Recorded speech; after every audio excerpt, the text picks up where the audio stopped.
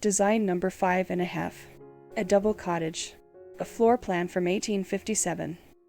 The vignette shows plans and a view of a double cottage proposed to be erected on a 50-feet lot.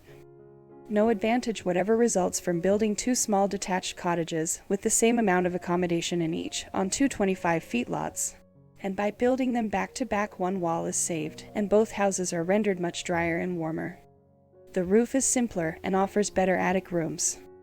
The passageways at the side of each house are wider, and the whole effect is more dignified and agreeable.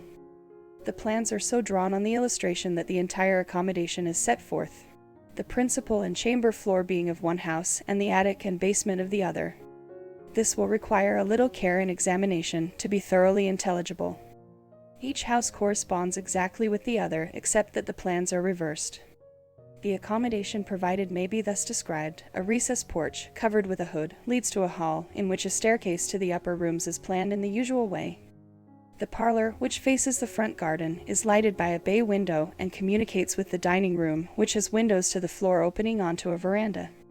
In this room a recess is prepared for a deep sideboard, and a door at the farther end connects with a pantry.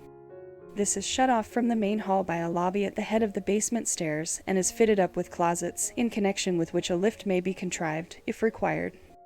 Some few steps down this enclosed staircase is a landing, from which a door opens from the passageway at the side of the house, thus securing a separate kitchen entrance and a convenient side access to the premises, without any sacrifice of space in the passageway, and at the same time avoiding a servant's entrance down area steps, which is an advantage, as an area is likely to get filled with snow in the winter.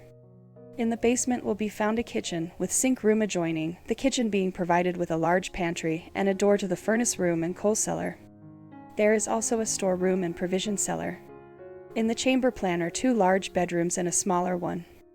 The principal chamber communicates with a bathroom, which has another door from the hall, and near the bathroom is a water closet, with a separate external window and a linen press.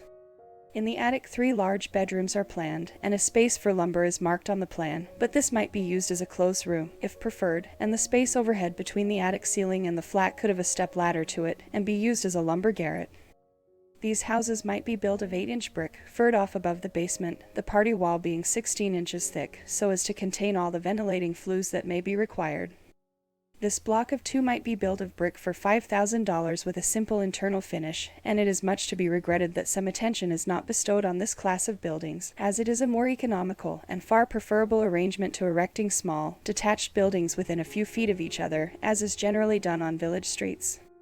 In this design the rooms are supposed to be of good size, and the whole arrangement is adapted to the requirements of a man of business in comfortable circumstances, who requires to be not farther from his office or store than the immediate outskirts of the country town in which he resides, and where, consequently, extra land will be both more valuable and of less use than it would be farther away from his neighbors.